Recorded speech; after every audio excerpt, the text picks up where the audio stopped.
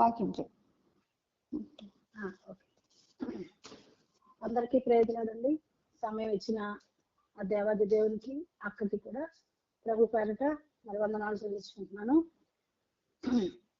మరి ప్రార్థన చేసుకొని వాక్యంలోకి వెళ్దాం. మహాపరిశుద్ధుడు, మహాగణుడైన దేవానికి వందనాలు ప్రభా. గడిచిన జన్మలన్నీ రెక్కల శాతం భద్రపరిచి మరొక ఉదయకాల సమయం చూడడానికి మీరు ఇచ్చిన కృపను బట్టి మీకు వందనాలు ప్రభా. ఎంతో మందికి ఈ సమయం చూడలేక నశించిపోయినారు, కానీ ప్రభా మమ్మల్ని అయితే వెతికి పట్టుకుని రక్షించి నాయన నీ సన్నిధిలో అయా ఈ నామమున ఒకటే ఆన్లైన్ లో కూడుకొని ఇటు రీతిగా ప్రార్థన చేసుకోవడానికి ఆయన నీ వాక్యం ధ్యానించడానికి ఆయన నువ్వు ఇచ్చిన సమయాన్ని బట్టి నీకే వందనాలు స్థితులు స్తోత్రాలు చెల్లించుకుంటున్నాను. ఎక్కడైతే ఇద్దరు ముగ్గురు కూడి నీ నామము స్థితిస్తారో వారి మధ్యలో ఉన్నానని సెలవిచ్చిన దేవుడు కనుక మేము ఆన్లైన్ లో ఒకటై ప్రభా మేము కూడుకొని ఉండగా మా మధ్యకు మీ ఆత్మను పరిశుద్ధాత్మను దించి ప్రభా దేవ మంచి వర్తమానము ఆయన బోధించుటకు నాకున్న లోక జ్ఞానం తీసివేసి నాయన నీ పరిశుద్ధ జ్ఞానంతో నింపమని అడుగుచున్నానయ్యా. దేవ ఎందుకు పనికిరాని దాన్ని ప్రభా గాలితో ఎగిరిపోయే పొట్టులాంటి దానిను నన్ను నీ పాత్రగా నీ దూరంగా వాడుకోమని అడుగుచున్నానయ్యా.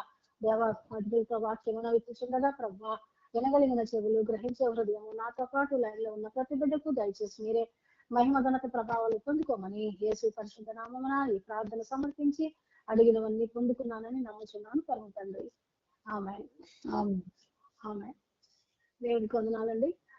అయితే ఈరోజు శిలువ శ్రమ దినాలు పాట కూడా చక్కటి పాట ద్వారాగా దేవుడు మహిమపరుచుకున్నాడు, పిల్లపరిచింది అమ్మాయి.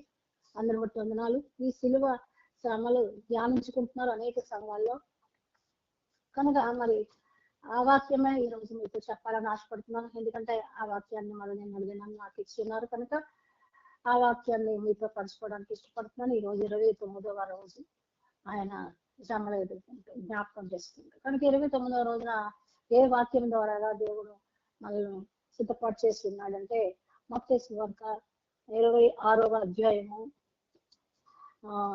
74-75 వచనాలు చదువుదామండి. మనలో ఎవరైనా చదువుతారా? యేసు చూసి ఈ రాత్రి కోడి కుయ్యక మునిపే నీవు నన్ను ఎరుగనని ముమ్మారు చెప్పేదవని నీతో నిశ్చయముగా చెప్తున్నాను. పేదరు ఆయన చూసి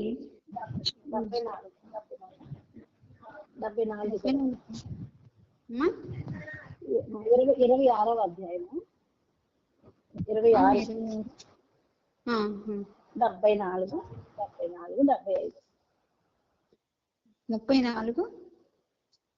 75 అందుకు అతను ఆ మనిషిని నేను ఎరుగనని చెప్పించుకున్నటకును ఒట్టు పెట్టుకున్నటను మొదలు పెట్టాను. వెంటనే కోడి కూర్చాను. కొంత కోడి కూయక మునుపు నీవు నన్ను ఎరుగువని ముమ్మారు చెప్పేదవని యేసు తనతో అనిన మాటలు పేతురు జ్ఞాపకం చేసుకుని వెలుపలికి సంతాపపడి వేడ్చాను. అది చాలా దేవునికి వందనాలండి. ఈ వాక్యము పేతురు సంతాపడుతున్నాడు అంటే పేతురు గారు పశ్చాత్తాపడడం ఇప్పుడు మనం నేర్చుకుందాం. పేతురు గారి గురించి మనకు అందరికీ తెలిసిన విషయమే. అయితే పేతురు సంతాపపడ్డాడు. ఇదే ఈ సబ్జెక్ట్ అన్నమాట. ఈరోజు ఆయన పశ్చాత్తాపడుతున్నాడు. మరి యేసుక్రీస్తు చెప్పిన ప్రకారంగానే మరి జరుగుతూ ఉన్నాయి. ఆయన ముందుగానే చెప్పారు. ఏమనంటే పేతురు గారితో ముందుగానే ఒక మాట చెప్తారు. ఏమనంటే మత్తయి ఇదే 26వ అధ్యాయం నాకు అక్క చదివారు 34-35 వచనం. ఈ రాత్రి కోయక మునుపు నీవు నన్ను ఎరుగనని ముమ్మారు చెప్పదవని నీతో నిశ్చయముగా చెప్పుచున్నానను. పేతురు ఆయనను చూచి నేను నీతో చావవలసి వచ్చినను నేను ఎరగనని చెప్పనను. అదే ప్రకారంగా శిష్యులందరూ అనేది. యేసుక్రీస్తు మరి అనేక విషయాలు శిష్యులతో బోధించి అనేక విషయాలు చెప్తూ ఉన్నారు. ఎందుకంటే మరి మనిషి కుమారుడు మరి అప్పగించబడిన గడియ దగ్గరికి వచ్చింది. ఆయన ఖచ్చితంగా శిలువ మరణానికి ఎక్కాలి, శిలువ మరణానికి ఎక్కి ప్రాణం పెట్టాలి. మరి అనేక విషయాలు అభ్యంతరాలు మీకు వస్తూ ఉంటాయి. అయితే నేను లేని తర్వాత అభ్యంతరాలు వచ్చి మిమ్మల్ని చాలా హింసిస్తారు నా నామమున అని అనేక విషయాలు చెప్తున్నప్పుడు మరి పేతురు గారు అంటారు ఇది నీకు జరగకుండును గాక అంటాడు. అంటే ఇది నీకు దూరం అవును గాక ఈ మరణము అంటాడు. ఎందుకంటే ఆయన పేతురు గారికి ప్రభు అంటే చాలా చాలా ఇష్టం అన్నమాట. ఆ ఇష్టం చొప్పున అన్నాడు. కానీ అప్పుడు ప్రభు కోపపడి సాతానా పొమ్ము అంటాడు. అంటే సాతాను ప్రేరేపణ కలిగి మాట్లాడుతున్నాడని గ్రహించి ప్రభువు ఆ విధంగా మాట్లాడాడు. అభ్యంతరాలు వస్తాయి అని చెప్పినప్పుడు పేతురు ఏంటంటే గ్రహించలేకపోయాడు. పేతురు రాయి లాంటి వాడని దేవుని చేత పిలిపించుకునేవాడు.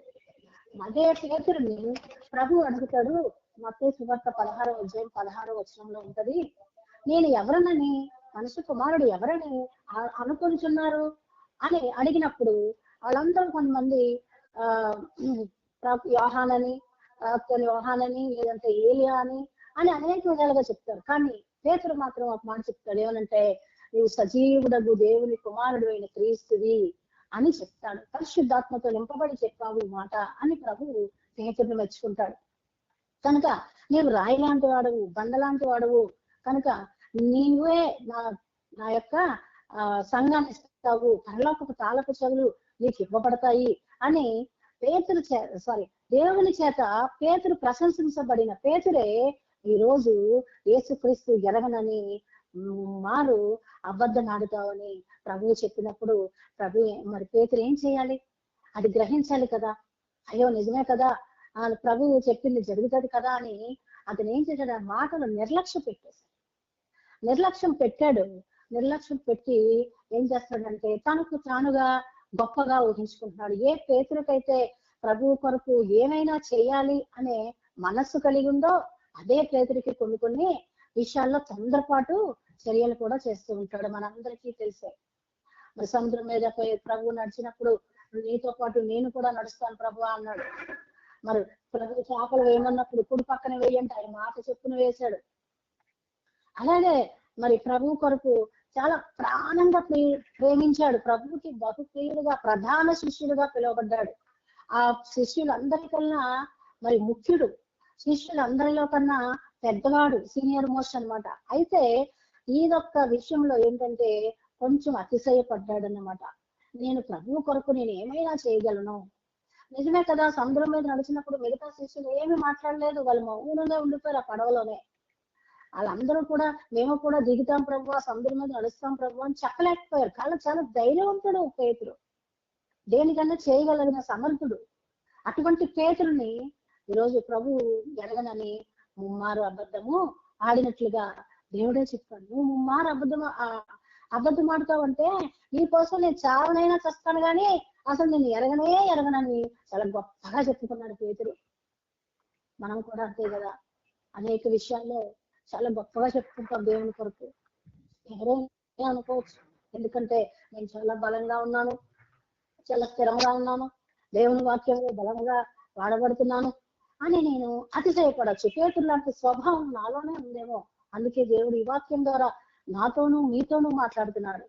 ఎందుకంటే అలాంటి స్వభావం ఉండకూడదని దేవుడు పేతురుని మన ముందుకు తీసుకొచ్చారు. ఈ రోజు చూడండి, మరి 1 కొరింథీయులకు రాసిన పత్రిక 10వ అధ్యాయము 12వ వచనంలో ఒక మాట ఉంటది, చూద్దాం. చూడండి, కొరింథీయులకు రాసిన మొదటి పత్రిక 10వ అధ్యాయము 12వ వచనంలో మాట ఉంటది. ఏం మాట అంటే చూద్దాం.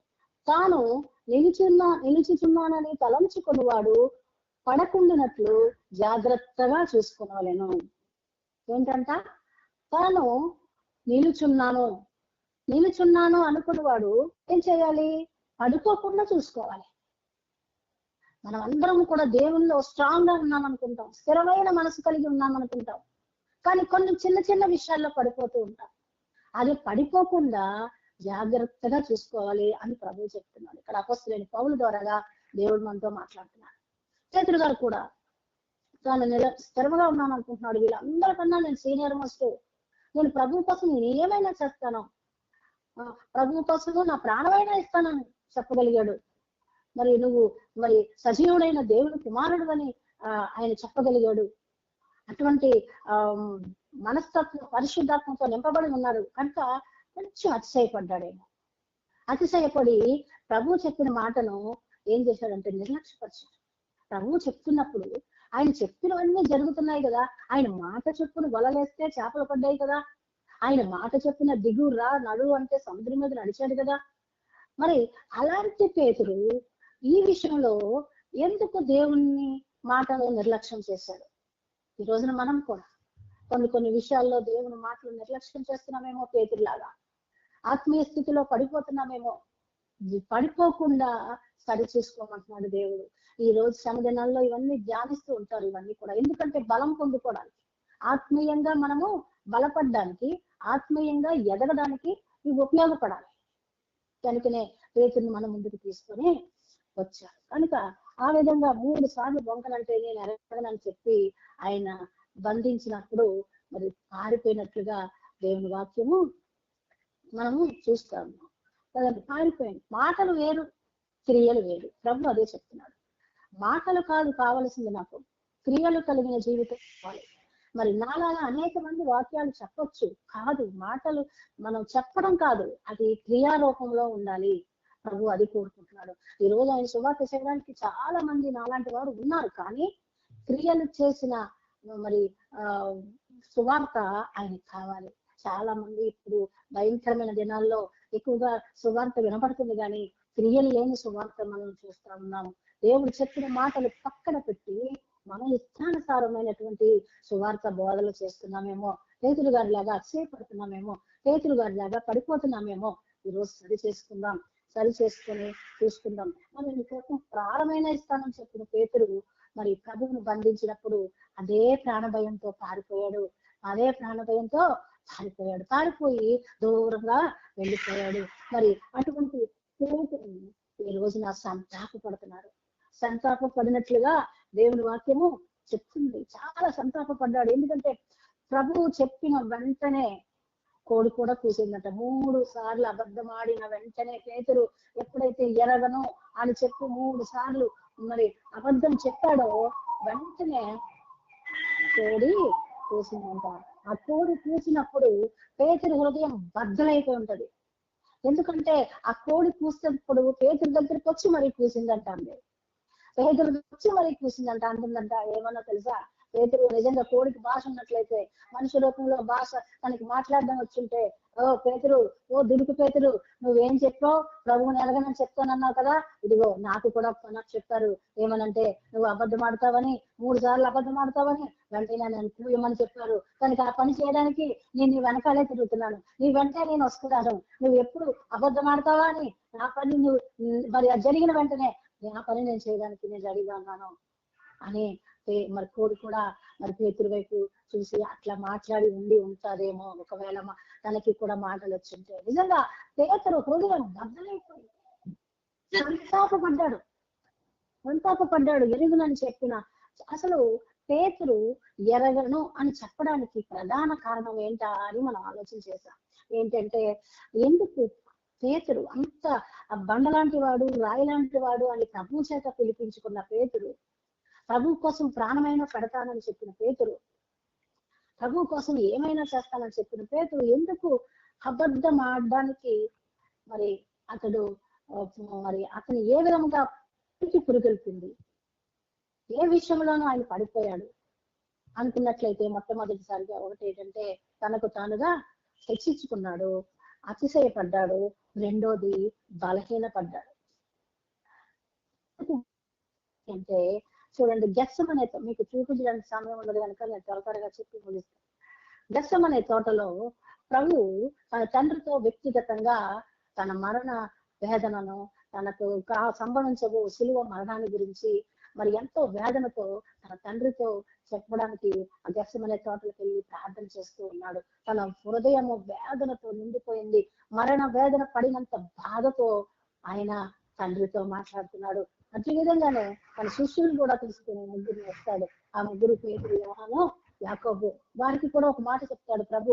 ఏమనంటే మీరు శోధనలో పడిపోకుండా ఉండాలంటే మీరు మెలకువ కలిగి ప్రార్థన చేయండి అని చెప్పి ప్రభు వెళ్తాడు. కానీ ప్రార్థించవలసిన సమయంలో పేతురు గారు ఏం చేశారంటే నిద్రపోయారు. ప్రధాన శిష్యులైనటువంటి పేతురు గారు మరి శిష్యులను బలపరిచి వాళ్ళతో కలిసి మరి ప్రభు కోసం ప్రార్థించవలసిన ఆ పేతురు గారు నిద్రపోయారు. ఎందుకంటే బలహీనత వచ్చి నిద్రపోయాడు. మనము కూడా అంతేనండి. ప్రార్థించవలసిన సమయంలో ప్రార్థించలేకపోతే మనకి బలహీనతలు వచ్చేస్తూ ఉంటాయి.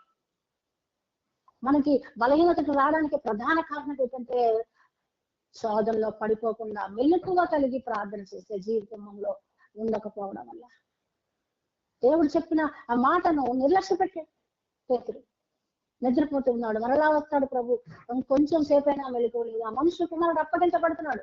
ఆ మాట చెప్పినప్పుడైనా భారం కలిగి మరి ప్రార్థించవలసిన పేతురు మరి ఏమైపోయాడంటే నిద్రపోయినట్లుగా మరి వాక్యము చెప్తుంది. అందుకే అంటున్నాడు ఏమనంటే అది తలచుకొని ఏడుస్తున్నాడు. అయ్యో నేను 3 సార్లు అబద్ధం ఆడడానికి కారణం నా బలహీనతే కదా ప్రభువా. అయ్యో ప్రభువా, నువ్వు చెప్పిన మాట నిజంగా అది ఏది నిరర్థకం కాదు కదా ప్రభువా, అది వ్యర్థంగా కాదు కదా ప్రభువా. అయ్యో నువ్వు అబద్ధం ఆడొద్దని చెప్పావు, కానీ అబద్ధం ఆడేనే ప్రభువా. అయ్యా నువ్వు ఆ రోజు నాతో చెప్పావయ్యా నేను 3 సార్లు అబద్ధం ఆడతానని, కానీ ప్రభువా ఇది నాకు జరగకుండా నాయనా ఇట్టి విధంగా నేను ఉండకుండా నన్ను సరిచేయి ప్రభువా అని నేను అడిగి ఉండవలసింది. కానీ నేను అడిగి ఉండలేదే, ఎందుకంటే నేను బలహీన పడిపోయానయ్యా. అయ్యా నేను నిలుచున్నాను అనుకున్నాను కానీ పడిపోతున్నానయ్యా అని ఆ రోజే తెలుసుకుని ఉంటే ఈ రోజు ఈ పశ్చాత్తాపడి మరి ఎంతగానో ఏడ్చే దుస్థితి పేతురికి రాకపోతున్నాను. ఈ రోజున నీవు నేను కూడా అదే ప్రార్థన మనం చేసేవారిగా ఉండాలని ప్రభు కోరుకుంటున్నాడు. ప్రభువా ఆయన తెలుసో తెలియకో అయ్యా నేను చిన్న చిన్న తప్పులు నేను చేసి ఉన్నానయ్యా, కనుక ప్రభువా నేను చేసిన పాపమే కదా నీ సిలువ మరణము, నేను చేసిన అపరాధాలే కదా అయ్యా నీ సిలువలో గాయాలు, ప్రభువా దయతో నన్ను మన్నించయ్యా, నన్ను క్షమించయ్యా. అయ్యా మెలకు కలిగి ప్రార్థించలేని స్థితిలో ఉన్నానయ్యా, బలహీన పడిపోతున్నాను యేసయ్యా అని నీవు కూడా పేతురులాగా ప్రార్థించి ఉంటే వెంటనే ఆయన కూడా నిన్ను పేతురును బలపరిచినట్లుగా నిన్ను నన్ను బలపరచడానికి ఆయన సిద్ధంగా ఉన్నాడంట. కనుక ఆయన జ్ఞాపకం చేసుకున్నాడు. అయ్యో కనుక నన్ను ప్రార్థించమన్నాడు గెత్సేమనే తోటలో, నేను ప్రార్థించలేకపోయాను. అందుకే పేతురు పశ్చాత్తాపడి సంతాపపడి ఏడ్చిన తర్వాత మారు మనసు పొందుకున్న తర్వాత ఆయన పేతురు గ్రంథాలు 2 పత్రికలు రాయగలిగాడు. మారు మనసు పొందిన తర్వాత రాయగలిగాడు. అందుకే ఆయన 1 పేతురు 5వ అధ్యాయం 8వ వచనంలో ఒక మాట ఉంటుంది చూద్దామమ్మా. మొదటి పేతురు రాసిన గ్రంథము 5వ అధ్యాయము 8వ వచనం.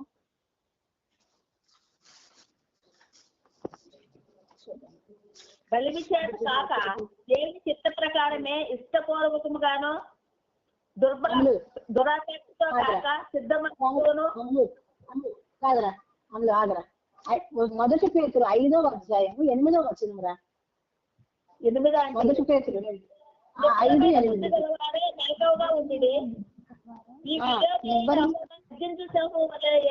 ఎవరిని మృంగుదునని వెతుకుచూ తిరుగుతున్నాడు. చాలా చక్కగా చెప్తుంది. చాలా ఇక్కడ చెప్తున్నాడు పేతురు, ఎందుకంటే బలపడ్డాడు, తన బలహీనతను గుర్తెరిగి సంతాప పడుతున్నాడు.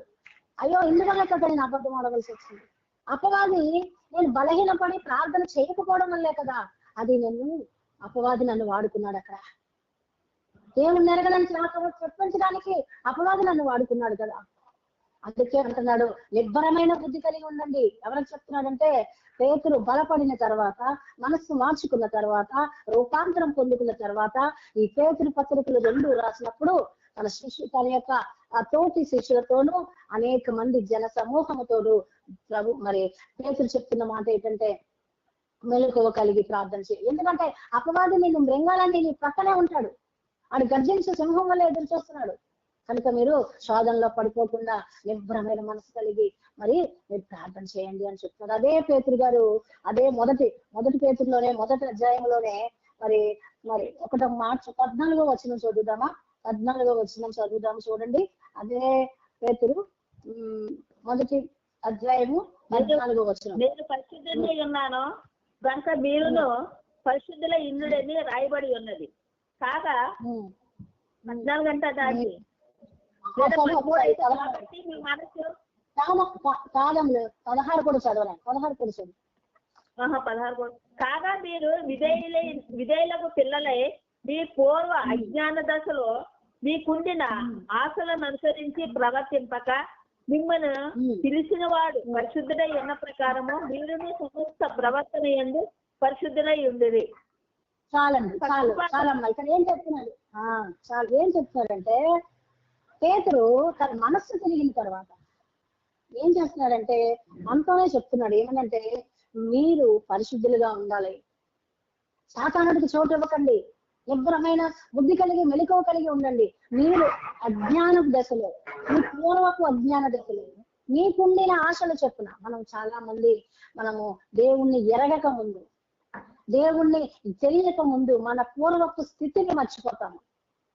ఎలాంటి స్థితిలో ఉన్న మనము ఇలాంటి స్థితికి రాగలిగామంటే దేవుడు మనల్ని ఏ విధంగా రక్షించాడో మనము జ్ఞాపకం చేసుకోవాలి. ఇక్కడ పేతురు జ్ఞాపకం చేస్తున్నాడు. ఏమంటే నీ పూర్వపు అజ్ఞాన దశలో నన్ను ఎరగలేని స్థితిలో ఉన్నప్పుడు, దేవుణ్ణి ఎరగలేని స్థితిలో ఉన్నప్పుడు మీకున్న ఆశను చొప్పున మీరు ఏ విధంగా జీవించారో అది అన్ని తలుచుకొని పశ్చాత్తాపంతో మీరు పరిశుద్ధులుగా మారాలి. మీరు ప్రవర్తించద్దు. ఆ పాత జీవితం అంతా కూడా మీరు తీసివేయబడాలి, రూపాంతరం పొందుకోవాలి, మారు మనసు సంపూర్ణంగా మారు మనసు పొందుకోవాలి అని పేతురు గారు రాశారు. ఎందుకంటే ఆయన అలా చేశారు కనుక, అలా బలహీన పడిపోయారు కనుక మనల్ని బలహీన పడొద్దు, మెలకువ కలిగి ప్రార్థన చెయ్యు అని చెప్పి మాట్లాడుతున్నా. సంతాపపడి ఏడ్చినట్లుగా మరి దేవుని వాక్యము ఇక్కడ చూస్తున్నాం. సంతాపపడి ఏడుస్తాం, పశ్చాత్తాపంతో గుండె పగిలిపోతుంది పేతురికి. నేను ఎందుకు అబద్ధమాడానా, దేవుడు చెప్పినప్పుడు నేను ఎందుకు గుర్తించలేకపోయాను నాలో ఉన్న లోపాన్ని.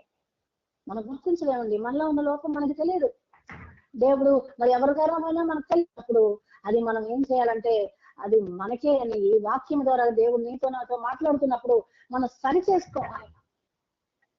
సరి చేసుకుని ఆ ప్రకారంగా నడవాలని పేతురు చెప్తున్నాడు. ఆ పశ్చాత్తాపంతోనే మరి పేతురు గారు సంతాపపడి రొమ్ము కొట్టుకుంటప్పుడు ఆయన మనసు అంతా కూడా ఎలాగైందంటే మారు మనసు వచ్చేసింది. మారు మనసు ఎలాంటి వస్తుందంటే 2వ కొరింథీయులకు రాసిన పత్రిక 7వ అధ్యాయము 10వ వచనంలో మాట చదువుకుందాం. 2వ కొరింథీయులకు రాసిన పత్రిక 7వ అధ్యాయము 10వ వచనం.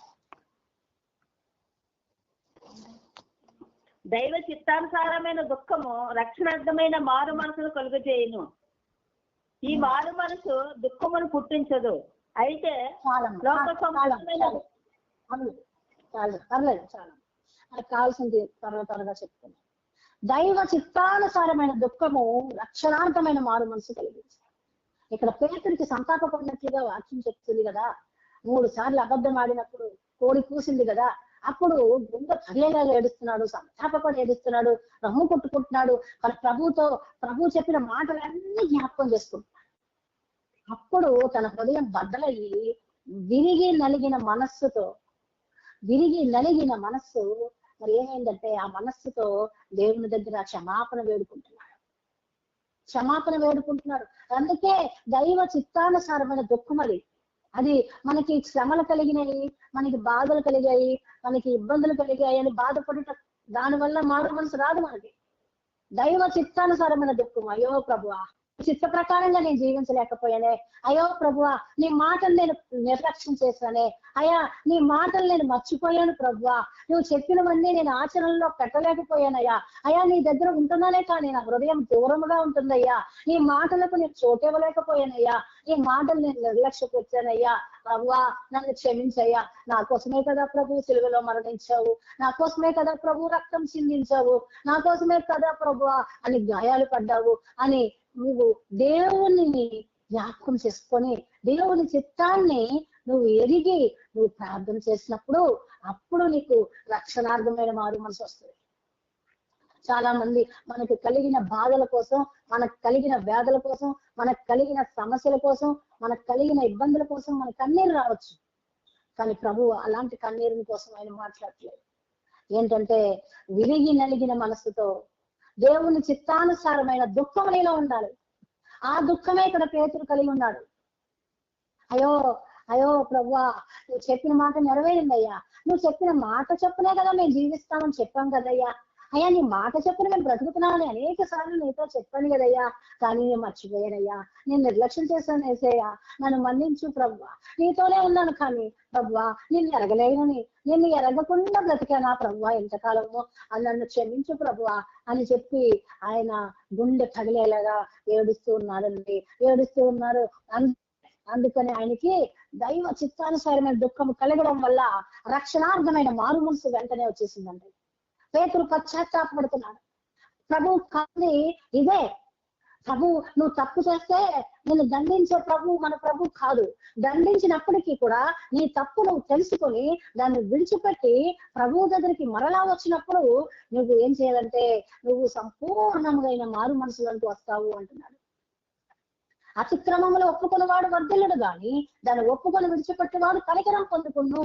మత్తయి సువార్త సామెతలు 28వ అధ్యాయము 11వ వచనంలో ఉంటది ఈ మాట. అతిక్రమములు ఒప్పుకున్నవాడు చాలా మంది ఒప్పుకుంటారు కానీ విడిచిపెట్టరు. చాలా మంది, నేనే కూడా చాలా సార్లు ఒప్పుకున్నాను, ప్రభువా నేను పాపం తండ్రి, నేను తెలుసో తెలియకో నా అజ్ఞాన దశలో తప్పులు చేస్తుంటాను, పాపం చేస్తున్నాను ప్రభువా అని ఒప్పుకున్నాను, కానీ విడిచిపెట్టేవారుగా ఉండాలని కోరుకుంటున్నాను. ఒప్పుకోవడం గొప్ప కాదు, విడిచిపెట్టేవారే కనికరం పొందుకుంటారట. ఈ రోజు పేతురు విడిచిపెట్టేశాడు. అయ్యో ప్రభువా నాయనా తండ్రి నీ కోసం నా ప్రాణం ఇస్తానన్న నేనే నిన్ను ఎరగనని చెప్పానే, ఎంత దౌర్భాగ్యులున్నాయా. చాలాంటి పాపి లోకంలో లేదు ప్రభు. ఎవరైతే పాపులలో ప్రధాన పాపిని నేనేనని ప్రభువా సిలువకు అప్పగించబడింది నా వలనే ప్రభు సిలువ మరణం పొందాడని ఎవరైతే గ్రహించగలిగిన హృదయం ఉంటాడో వారికి రక్షణార్థమైన మారు మనసును దేవుడు దయచేస్తాడు. ఈ లైన్ లో ఉన్న నీతో నాతో పాటు మనందరికీ కూడా రక్షణార్థమైన మారు మనసు ఇవ్వడానికి ఆయన ఈ లోకానికి వచ్చాడు. నువ్వు తిరిగి జన్మించాలి. పాపంలో నుండి చనిపోయినప్పుడు నువ్వు తిరిగి జన్మించటే రక్షణార్థమైన మారు మనస్సు. అది ఏమవుతుందంటే నీ హృదయాన్ని శుభ్రపరిచేస్తుంది. ఆ కన్నీరుతో ఆయన ప్రభు పేతురుని అబద్ధం ఆడతాడని చెప్పినప్పుడు మరి ఇలా జారిపోతాడని తెలిసినప్పుడు ఆయన పట్టుకోవచ్చు కదా అని మనందరూ అనుకుంటాం. ఎందుకంటే మరి ఆయన ప్రధాన శిష్యుడు కదా, ఎందుకంటే ఆయనే రూపాంతరం చెందాలి. ప్రధాన శిష్యుడైనటువంటి ఆయనే ఈ రోజున రక్షింపబడి పరిశుద్ధాత్మతో నింపబడ్డాము అనుకున్న నీవు నేనే రూపాంతరమైన స్థితిలోకి రావాలి. అనేక మందిని బలపరచాలంటే నీవు దైవ చిత్తానుసరమైన దుఃఖం నీలో ఉండాలి. అనేక మందిని స్థిరపరచాలంటే అందుకే మరి ఇదే మాట కూడా పేతురు గారితో ప్రభువు చెప్పినట్లుగా దేవుని వాక్యం చూద్దామండి. నా మాటలు కాదు దేవుని మాటలు. లూకాసు వార్త 22వ అధ్యాయము 31వ వచనము 32వ వచనం చూద్దామండి. లూకాసు వార్త 22వ అధ్యాయము 31, 32 చదువుదామా? సీమోను ఇదిగో సాతాను మిమ్మను పట్టి గోధుమల వలె జల్లించుటకు మిమ్మను కోరుకునేను గాని నీ నమ్మిక తప్పిపోకుండానట్లు నేను నీ కొరకు వేడుకుంటుని. నీ మనసు తిరిగిన తర్వాత నీ సహోదరులను సిద్ధపరచమని చెప్పాను. అయితే అతడు ప్రభువా చాలా ఇక్కడ ప్రభు గారు పేతురుతో ముందే చెప్పారు ఈ మాటలు. ఏమనంటే నువ్వు సాతాను నిన్ను పాడుకుంటావు. ఆయన అప్పగింపబడక ముందే అనేక విషయాలు పేతురు గారితో మాట్లాడేదండి. ఎందుకంటే పేతురు గారు ప్రధాన శిష్యుడు. ఆయన తన సంఘాన్ని ఆయనే స్థాపించాలి. పరలోకపు తాళపు చెవులు నీకు ఇస్తానని చెప్పాడు కదా, అంత జాగ్రత్త కలిగి ఉండాలి, ఎంత భయం కలిగి ఉండాలి. దేవుడు చెప్పిన ప్రతి మాట ఆయనే తప్పిపోతే పేతురు లాంటి విశ్వాసే, పేతురు లాంటి వాడే, ప్రధాన శిష్యులే తప్పిపోతే మిగతా వారంతా ఏమైపోతారండి? ఈ రోజున ఆ వాక్యం చెప్పిన మనము తప్పిపోతే మరి మిగతా వారికి ఏ విధముగా మనం బలపరచగలం? మిగతా వారిని ఏ విధముగా రక్షణ మార్గంలోకి నడిపించగలం? అందుకే ప్రభువు చెప్పిన ప్రతి మాటను మనము నిర్లక్ష్యము చేయడానికి వీల్లేదు. పేతురు గారు జ్ఞాపకం చేసుకుంటున్నాడు. అయ్యో ప్రభువా నువ్వు నాతో చెప్పావయ్యా, సాతాను నన్ను పట్టి గోధుమల వల్లే జల్లిచ్చేస్తాడు అని చెప్పావు ప్రభువా, కానీ నీ కొరకు నేను ప్రార్థన చేస్తానని కూడా నువ్వు చెప్పావు ప్రభువా. ప్రభు అందుకే యోహాను సువార్త 17వ అధ్యాయం అంతా కూడా ప్రార్థనకి ప్రతిరూపంగా నిలుస్తుంది. అధ్యాయం అంతా కూడా అందులో శిష్యుల కొరకు ప్రార్థిస్తారు. ఎందుకంటే నేను ఉండను వారితోని, నేను నీతో ఎలా ఉన్నానో వారు నాతో అలా ఉన్నారు. నేను లేని తర్వాత వాళ్ళు బలహీనమైపోతారు, వాళ్ళు చెదిరిపోతారు. గొర్రెల కాపరులు మరి కొడతారు, గొర్రెల కాపరిని కొడతారు, గొర్రెలు చెదిరిపోతారు. చెదిరిపోయిన తర్వాత ఆ శిష్యులను బలపరచు తండ్రి నువ్వే. ముందుగానే యోహాను సువార్త 17వ అధ్యాయంలో ఎంతగానో ప్రార్థన చేశాడు. అదే మాట ఇప్పుడు చెప్తున్నాడు. ఏమనంటే, నీ కొరకు నేను వేడుకుంటేని ఆ తండ్రి దగ్గర నీ కోసం వేడుకున్నాను. ఎందుకంటే సాతాను నిన్ను పట్టి జల్లించేస్తుంది, గోధుమల వలె వాడుకుంటది. ఎందుకంటే నీ చేత అబద్ధం ఆడిస్తుంది. అది ఎంతకైనా సమర్థుడు ఆ సాతాను. కనుక నువ్వు జాగ్రత్తగా ఉండు. మనం హెచ్చరికలు చేస్తూ ఉంటాం. చూడండి, రోడ్డు మీద ఏదైనా గొయ్యి ఉందంటే అక్కడ ఏదో విధంగా ఆనవాలుగా ఒకటి పెడతారు, ఇక్కడ గొయ్యి ఉంది, ఇందులో జాగ్రత్తగా పడిపోకుండా వెళ్ళమని. అలాగే రక్షింపబడిన మనము ఇతరులకి మాదిరికరంగా ఉండాలి కదా. మరి నిన్ను చూసి వాళ్ళు నేర్చుకోవాలంటే నువ్వు ఎలా ఉండాలి? అందుకే దేవుడు కొన్ని విషయాలు తన శిష్యుల ద్వారా మాట్లాడాడు. శిష్యులు అంటే మనమే, రక్షింపబడిన మనమే శిష్యులం. మనకే చెప్తున్నాడు దేవుడు డైరెక్ట్ గా. ఈ రోజు వాక్య రూపంలో మన ముందుకు వస్తున్నాడు.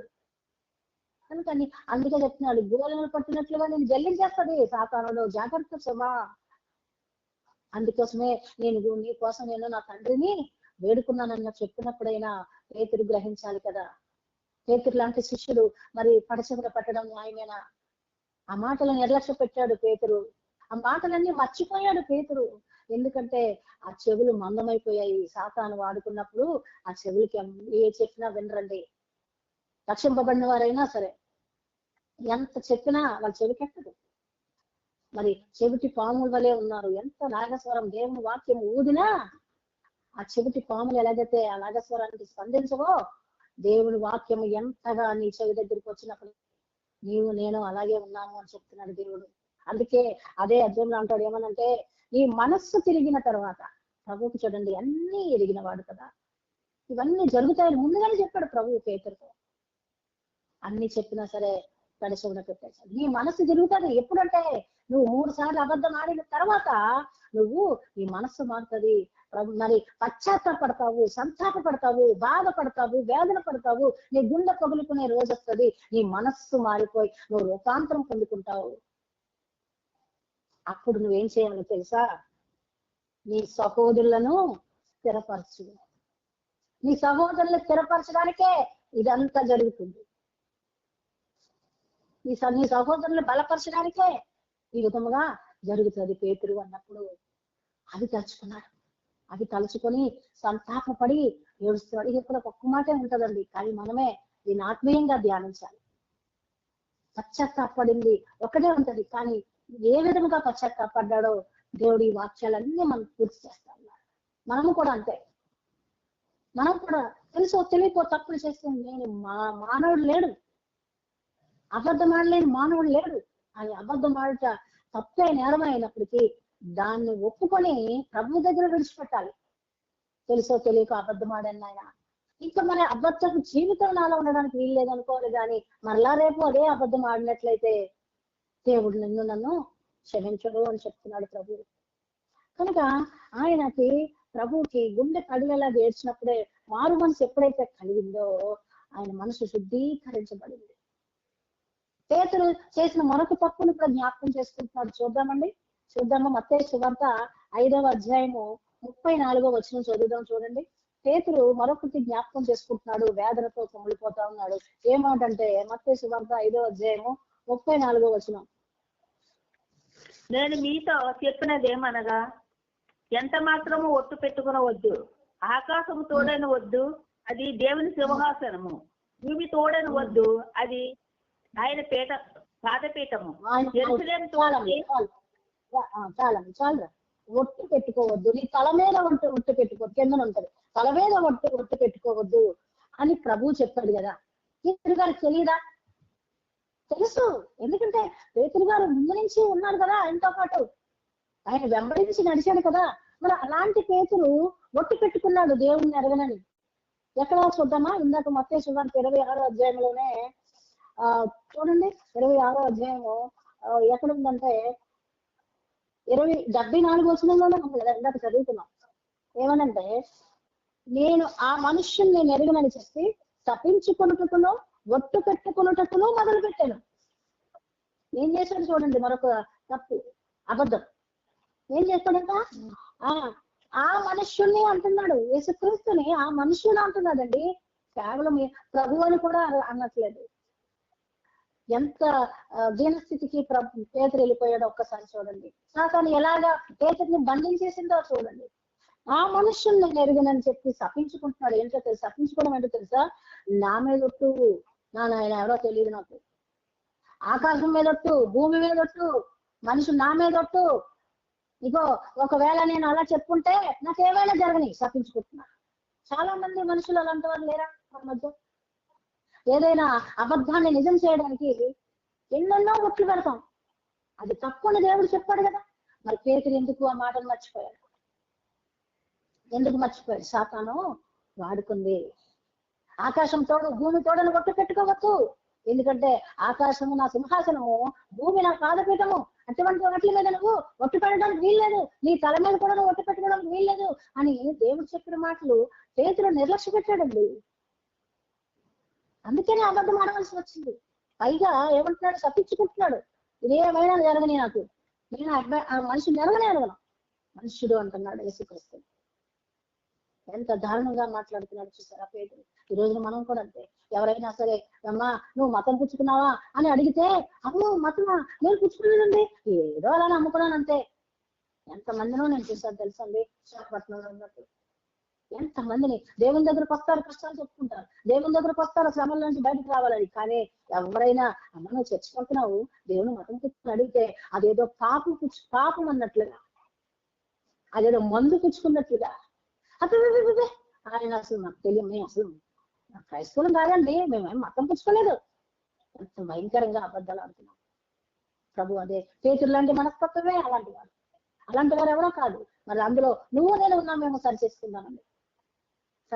ఈ రోజు దేవుడి వాక్యాల ద్వారా ఈ రోజు మాట్లాడబోతా ఉన్నాడు సాయంకాల సమయంలో.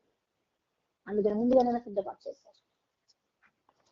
అంటే ఎంత మంచి దేవుడిని ఆయన నిర్లక్ష్యం చేసేసాడండి. నిర్లక్ష్యం అది తలుచుకున్నాడు. అది తలుచుకొని చూడండి, తలుచుకోవడం అంటే నేను చెప్పడం కాదండి, దేవుని వాక్యం చెప్తుంది. మార్కు సువార్త 14వ అధ్యాయము, మార్కు సువార్త 14వ అధ్యాయము 72వ వచనం. నేను ముగించేస్తాను. మార్కు సువార్త 14వ అధ్యాయము 72వ వచనం. వెంటనే రెండో మారు కోడి కూర్చొని కనుక, కోడి 2 మార్లు కూయి మునిపే నీవు నన్ను ఎరుగవని ముమ్మారు చెప్పానని యేసు అతనితో చెప్పిన మాట పేతురు జ్ఞాపకంలో తెచ్చుకుని తల పోయిచూ ఏడ్చాను. చాలా పోయిచూ ఏడ్చాడట. అబ్బబ్బబ్బబ్బా, ఎలాంటి మాట అండి, గుండె కలిగిపోతుంది కదా. తల పోస్తూ ఉన్నాడు, తలుచుకుని. మనం కూడా చూడండి, ఏదైనా ఎవరైనా ఒక మాట అన్నారనుకో, తలుచుకొని బాధపడతాం. మన పిల్లలు కూడా, మనం బిడ్డలను తిట్టినప్పుడు, వాళ్ళు కొట్టినప్పుడు వాళ్ళు తలుచుకొని ఏడుస్తారు. ఆ రోజు ఇలా అన్నావు కదా, అలా అన్నావు కదా. పేతురు కూడా అలాగే ఏడుస్తున్నాడు.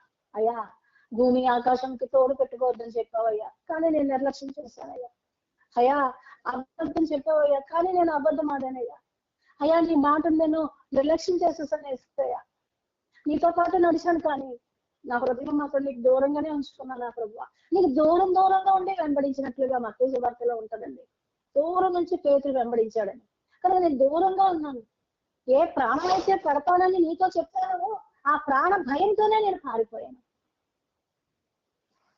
ఏ ప్రాణం కోసం అయితే నేను తెగిస్తాను ప్రభువా, నీ కోసం ప్రాణమైనా పెడతాను, నీ కోసం చచ్చిపోతాను అన్నాడు, కానీ ఆ ప్రాణం కాపాడుకోవడానికి పారిపోయాడు. అలాంటి వారిలో మనము కూడా లేమా? మనకు తెలియదు, కానీ అక్కడ అది మణిపూర్లోనో ఆటల్లోనో యేసు నామంలో ఎంతమందిని చంపేస్తుంటే, ఎంతమంది యేసు ఎరగనని చెప్పి ప్రాణాలు కాపాడుకునే వాళ్ళు లేరా? యేసు ఎరిగిన వారిని చంపేస్తూ ఉంటారే. యేసు ఎరగనని చెప్పి పారిపోయే వాళ్ళు అందులో ముందు ఉండరా? చేతులు లాంటి వాళ్ళే. ఈ రోజున ప్రభు నీతో నాతో మాట్లాడుతున్నాడు. ఏమంటే తలుచుకొని జ్ఞాపకం తెచ్చుకుంటున్నాడట. పదే జ్ఞాపకం తెచ్చుకుని గుండె బాదుకుంటున్నాడు. అయ్యో ప్రభు, నువ్వు చెప్పినవన్నీ జరుగుతున్నాయి యేసయ్య, నువ్వు చెప్పినవన్నీ జరిగాయి కదా ప్రభు, నువ్వు శిలువ మరణం ఎక్కడానికే వచ్చావు కదా, అది నేను తెలియక దాన్ని నీకు దూరం చేయాలనుకుంటున్నాను ప్రభు. ఎందుకంటే పేతురు చాలా ధైర్యవంతుడండి. కానీ ప్రాణం కోసం భయపడ్డాడు. ఎందుకు ధైర్యవంతుడని చెప్తున్నానంటే, గెత్సెమనే తోటలో ఆయన ప్రభుతో కలిసి ప్రార్థించడానికి వెళ్ళినప్పుడు కత్తి పట్టుకుని వెళ్ళేవాడంట ప్రభువుతో ఎక్కడికి వెళ్ళినా. ఎందుకంటే ప్రభు ముందుగానే చెప్పాడు ఏమనంటే, నన్ను బంధిస్తారు, నన్ను బంధించి తీసుకొని వెళ్తారు, నన్ను కొడతారు, నన్ను శిలువ మరణానికి ఎక్కిస్తారు, కొరడా దెబ్బలు కొడతారు, ఇవన్నీ కూడా చెప్పారేమో. అవన్నీ పేతురు తెలుసు కనుక ఎవరైనా సరే ప్రభువుని వచ్చి బంధించాలని చూస్తే వెంటనే వాళ్ళని చంపేయాలని ఏం చేశాడు, కత్తి పట్టుకుని తిరుగుతాడు. అందుకే గెత్సెమనే తోటలో ఆ యొక్క సైనికుడి యొక్క ప్రధాన దాసుడైనటువంటి మల్కు వచ్చి మరి ప్రభువుని బంధించడానికి ముందుకు వచ్చినప్పుడు ఆ యొక్క సైనికుడు చెవిని నరికేస్తాడు పేతురు. అప్పుడు కూడా పేతురుని అంటాడు, దుడుకు పేతురు, కత్తి వరలో పెట్టు, కత్తి పట్టుకున్నవాడు కత్తితోనే నాశనం అయిపోతాడు. ఇవన్నీ చెప్పాడు కదా. ఇవన్నీ ఎరిగిన వాడు ధైర్యవంతులండి. అటువంటి ధైర్యం మిగతా శిష్యులు ఎవరు చేయలేరు, కానీ ఆయనే చేశారు. కానీ పిరికితనం గల ఆత్మ వచ్చేసిందని దాకాను ఏం చేస్తాడంటే ఏదో విధంగా పిరికితనం గల ఆత్మను పెట్టేస్తా ఉంటాడు మన మధ్య కూడా. మనం బలంగా ఉన్నాం అనుకుంటాం, కానీ అప్పుడే పడగొట్టడానికి ప్రయత్నం చేస్తాడు. ఏదో ఒక బలహీనత పెట్టేస్తాడు మనం. ఆ బలహీనత ఉన్నప్పుడు అందుకే అపోస్తలుడైన పౌలు అంటాడు, ఈయన ఎప్పుడు బలహీనో అప్పుడే బలవంతుడు అంటాడు. అప్పుడే మనం బలం పొందుకొని ప్రార్థన చేయాలండి. మనం బలహీనత అని చెప్పి పడుకోవడానికి వీల్లేదు. అప్పుడే ప్రార్థన చేస్తుంది, ప్రభువా నాకు ఈ బలహీనత నుంచి నన్ను విడిపించు ప్రభువా, నన్ను రక్షించు ప్రభువా అని మనం ప్రార్థన చేయాలి. కనుక అదే విధంగా జ్ఞాపకం చేసుకుంటున్నాడు. జ్ఞాపకం చేసుకొని గుండె కదిలేలాగా ఏడుస్తున్నాడు. ఏడుచడం వల్ల ఆ కన్నీరంతా, ఆ కన్నీరు రూపంలో, ఆ హృదయంలో ఉన్న వేదన పాపం అంతా కూడా కన్నీటి రూపంలో కరిగిపోయి వచ్చేసిందండి. పరిశుద్ధపరచబడ్డాడు. పరిశుద్ధపరచబడి చక్కగా మారు మనసు పొందుకున్నాడు. అందుకనే దేవునికి ఇష్టమైన వాడుగా తయారు చేయబడ్డాడు. ప్రభు అంటున్నాడు ఏమనంటే, లోకాసు వార్త 15:7 అంటది ఏమనంటే, ఒక పాపి రక్షణ పొందుకుంటా పరలోకంలో ప్రభువుకి సంతోషం అంట. ప్రభువుని ఏ విధంగా సంతోషపడతామో తెలుసా? ఒక పాపిని రక్షణ మార్గంలోకి తీసుకొస్తే అది ప్రభువుకి సంతోషం అంట. ఈ రోజు పేతురు గారిని చూసి ప్రభువు సంతోషపడడానికి కారణము తిరిగి జన్మించాడు. ఆ రక్షణార్థమైన మారు మనసు వల్ల, ఆ దైవ చిత్తానుసారమైన దుఃఖము వల్ల అతనిలో ఉన్న పాపం అంతా కన్నీటి రూపంలో కరిగిపోయి శుద్ధీకరింపబడ్డాడు. రూపాంతరం పొందుకున్నాడు. నూతన జన్మ అనుభవంలోకి వచ్చేసాడు. వచ్చేసిన తర్వాత ప్రభు సంతోషపడుతున్నాడు. అబద్ధం ఆడాడని బాధపడలేదు ప్రభు, కానీ తిరిగి రక్షింపబడిన తర్వాత సంతోషపడుతున్నాడు. ఈ రోజున నీవు కూడా తిరిగి రానుద్దేశించిన ఇర్మియా పత్రికలో, ఇర్మియా గ్రంథంలో ఉంటుంది ఈ మాట, ఎవరైనా ప్రభు దగ్గరికి తిరిగి రావాల్సిందే. నువ్వు తిరిగి రావాలనుకుంటే, తిరిగి ప్రభు దగ్గరికి చేరాలంటే పశ్చాత్తాపంతో ప్రభువు దగ్గర మరి పశ్చాత్తాపడి కన్నీటితో విరిగి నలిగిన మనస్సుతో నువ్వు హృదయాన్ని కడుక్కొని శుద్ధీకరింపబడి నూతన జన్మ అనుభవంలోకి వచ్చిన తర్వాత నువ్వు ప్రభువు దగ్గరికి తప్పకుండా నన్ను చేర్చుకుంటాడు అని చెప్తున్నాను. చేర్చుకుంటానని చెప్తున్నాడు. కనుక ప్రభువు చూస్తూ ఎందుకు, అందుకనే ఊరుకుంటాడండి. తన శిష్యుల్లో ఒక శిష్యుడు తప్పిపోతే, 99 గొర్రెల్లో ఒక గొర్రె తప్పిపోతేనే, 100 గొర్రెల్లో ఒక గొర్రె తప్పిపోతేనే ఆయన గట్టికి పట్టుకున్నాడే. అలాంటిది పేతురు గారిని వదిలేస్తాడా?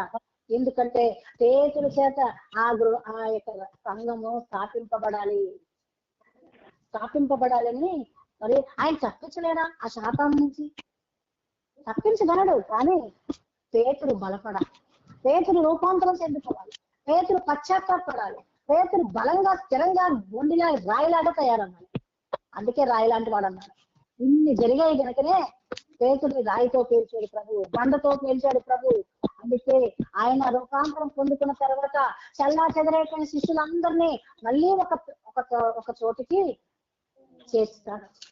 యేసుక్రీస్తు మరణించిన తర్వాత, తిరిగి లేచి వెళ్ళిపోయిన తర్వాత ఆయన ఏం చేస్తాడో తెలుసా? ఆయన శిష్యులందరినీ ఒక తాటిపైన మరి ఒక తాటిపైన నడిపించాడు. మరి అందరినీ కూడా మరి సువార్త చేశాడు ప్రభు. మరి ఆయన మాట చెప్పింది ఏది కూడా వ్యర్థం కాదు కనుక ఆయన పునరుద్ధానం తర్వాత మరలా పేతురికి ప్రభువు కనిపిస్తాడా తెలుసు కదా? కనిపించాడు. ఎక్కడ కనిపించాడండి? యోహాను సువార్త 21వ అధ్యాయంలో కనిపిస్తాడు. కనిపించి అక్కడ ఒక మాట పేతురు గారిని ఎన్నిసార్లు అడుగుతారో తెలుసా? నువ్వు నన్ను ప్రేమిస్తున్నావా పేతురు అని 3 సార్లు అడుగుతాడు. 3 సార్లు పేతురు ప్రభువుని ప్రేమిస్తున్నానని చెప్పాడు. 3 సార్లు ప్రభువుని ప్రేమిస్తున్నాను అని చెప్పాడు. చదవండి మీరు చదవండి. తర్వాత యోహాను సువార్త 21వ అధ్యాయంలో మీరు ఆ వాక్యం చదివినట్లయితే ప్రభు పేతురుతో చెప్పినట్లుగా ప్రభు అక్కడ మనకు రాయబడి ఉంది. పేతురు నన్ను ప్రేమిస్తున్నావా? ఆ ప్రేమిస్తున్నాను ప్రభువా. రెండోసారి అడుగుతాడు ప్రభువా, పేతురు నన్ను ప్రేమిస్తున్నావా? ఆ ప్రేమిస్తున్నాను ప్రభువా. మూడోసారి కూడా అడుగుతాడు. కొంచెం వ్యసనపడి నేను తెలుసు కదా ప్రభువా నేను ప్రేమిస్తున్నానో లేదో. ఎందుకంటే 3 సార్లు అబద్ధం ఆడాడు కదా, అందుకే 3 సార్లు దేవుణ్ణి ప్రేమిస్తున్నావా అని అడుగుతున్నాడు ప్రభు ఈ రోజున.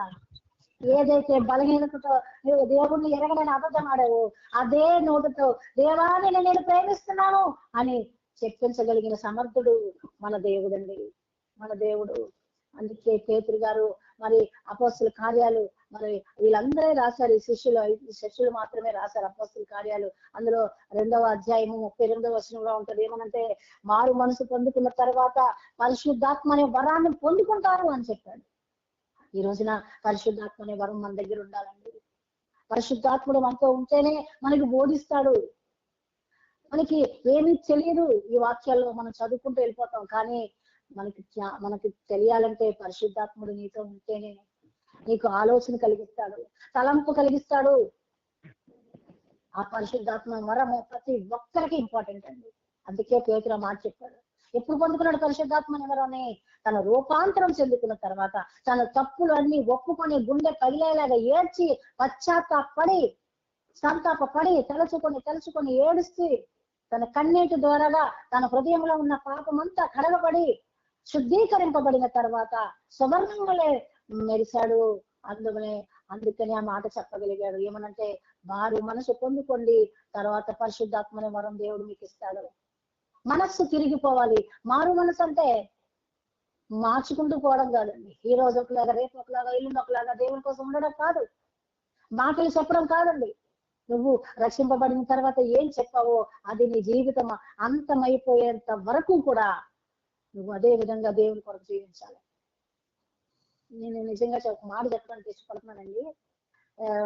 నేను ఎప్పుడు ప్రభువుని ఒకటి అడుగుతాను, ఎప్పుడు కూడా ప్రభువా నన్ను ఖాళీగా ఉంచొద్దు ప్రభువా, ఏదో విధంగా నన్ను వాడుకోతండి, ఇక్కడికి ఒంటరిగా నన్ను ఉంచొద్దు, ఏదో విధంగా వాడుకో అని చెప్పినప్పుడు దేవుడు ఏదో విధంగా నన్ను వాడుకుంటున్నాడని అనుకుంటున్నాను.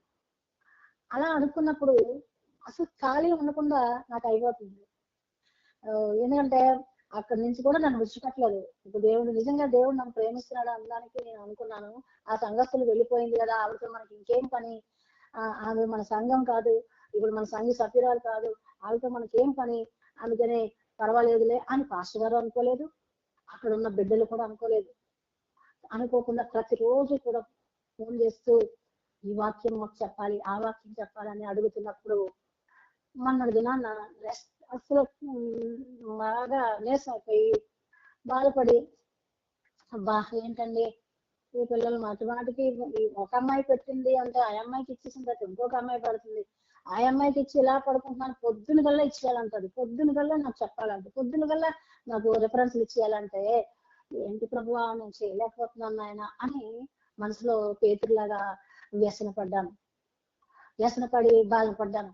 అప్పుడు ప్రభు నేను నాతో మాట్లాడుతున్నారు, ఏమన్నాడు, నువ్వే కదమ్మా ఖాళీగా ఉండకుండా మరి ఖాళీగా ఉంచొద్దు ప్రభు అని అడిగిన, నీవే విసుక్కుంటున్నావా, బాధపడుతున్నావా అని అడిగినప్పుడు చాలా బాధ కలిగింది. అంటే ఆలోచన కలిగింది పడుకుంటా, ఏంటి నేను ఎలా అనేసాను, ఎలా అనుకుంటున్నాను ఏంటి ప్రభువా, తండ్రికి నన్ను క్షమించు ప్రభువా, పేతురులాగా నేను ఇప్పుడు జారిపోతున్నానేమో, పేతురులాగా పడిపోతున్నాను ప్రభువా, అయ్యా నిన్ను ఎరిగిన నేను ఎరగలేని వారికి చెప్పడం పని బాధ ఏమవుతుంది చెప్పు, ఎరిగిన నేను ప్రభువుని ఎరగలేని వారిని బలపరచడం ఇవే కదా, మనసు తిరిగిన తర్వాత బలపరచమని స్థిరపరచమని పేతుడికి చెప్పినట్లుగానే మరి అందరికీ చెప్పావు కదా, ఎందుకు ప్రభు నేను ఎలా అనుకుంటున్నాను, క్షమించదండి, పాపులలో ప్రధాన పాపిని నేనేనైనా, పేతురు కాదు నిన్ను అప్పగించింది నేనే, పేతురు కాదు అబద్ధం ఆడింది నేనే ప్రభు అని నేను ఎంతగానో ప్రభు దగ్గర పశ్చాత్తాపం.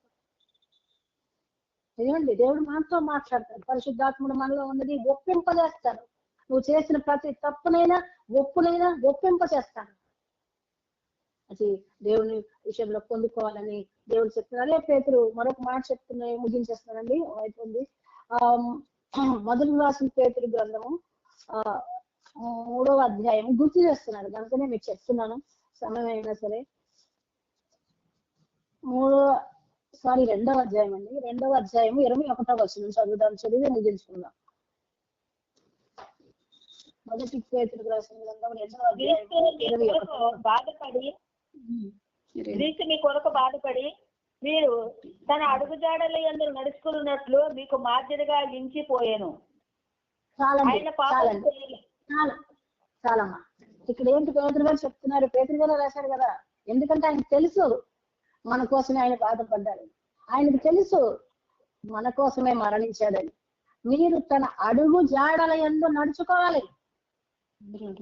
ప్రభువు అడుగు జాడలు భూమి మీద వదిలి వెళ్ళిపోయాడంట. నువ్వు పరలోక రాజ్యం చేరుకోవాలంటే ఆ అడుగులో అడుగేసుకుంటూ నువ్వు ఎక్కడికి వెళ్ళాలంటే పరలోక రాజ్యం చేరుకుంటావు. యేసుక్రీస్తు వదిలివేసిన అడుగు జాడలు అందులో నువ్వు నడవాలి. పేతురుగా చెప్తున్నారు, ఎందుకంటే ఆయన అలా చేశారు, అంతే ఆయన రాశారు. ఆయన ఏదైతే చెప్పారో అది ఇక్కడ రాశారు, ఆయన ఏదైతే బాధపడ్డారో ఇక్కడ రాశారు. కనుక మరి ఈ రోజున ప్రభు మనతో మాట్లాడుతున్నాడు కదా, ఆయన అడుగుజాడలు భూమి మీద వదిలేసి వెళ్తున్నాడంట. మన పరలోక రాజ్యం చేరుకోవడానికి ఆయన వదిలివేసిన అడుగులో అడుగు వేసుకుంటూ మన పిల్లలు మన అడుగు జాడల్లో నడవాలని మనం కోరుకుంటాం కదా, అలాగే మన తండ్రి అయిన దేవుడు కూడా మరి ఆయన అడుగు జాడల్లో నడవాలని కోరుకోవడంలో తప్పుందా? లేదు కదా. కనుక ఈ రోజున పేతురు గారిని చెప్పినట్టు మనము కూడా రూపాంతరం పొందుకుందామండి. ఆయన అడుగు జాడల్లో అడుగు వేసుకుంటూ మరి ఆ పరలోక రాజ్యం చేరేంత వరకు మరి ఆయన మార్గంలో నడుద్దాము. కనుక పేతురు పశ్చాత్తాపడి ఎలాగైతే మనసు మార్చుకున్నాడో దిద్దుకున్నాడో అలాగే మనము కూడా ఈ రోజున దిద్దుకుందాము. కనుక దేవుడి మాటలు దీవించి ఆశీర్వదించిన దాకా ప్రార్థన చేసుకున్నాము.